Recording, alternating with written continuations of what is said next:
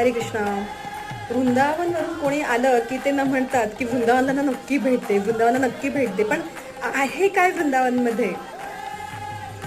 अगदी थोडक्यात सांगायचं तर वृंदावन म्हणजे प्रेम, आणि प्रेम म्हणजे राधाकृष्ण.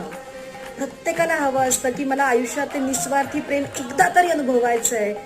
मी काहीच करत नाही पण समोरचा मला त्या लुटून देतोय, समोरचा मला अगदी जीव लावतोय, कुरवाळतोय, अगदी जवळ घेतोय. हे प्रेम जर अनुभवायचं असेल तर वृंदावनला जा.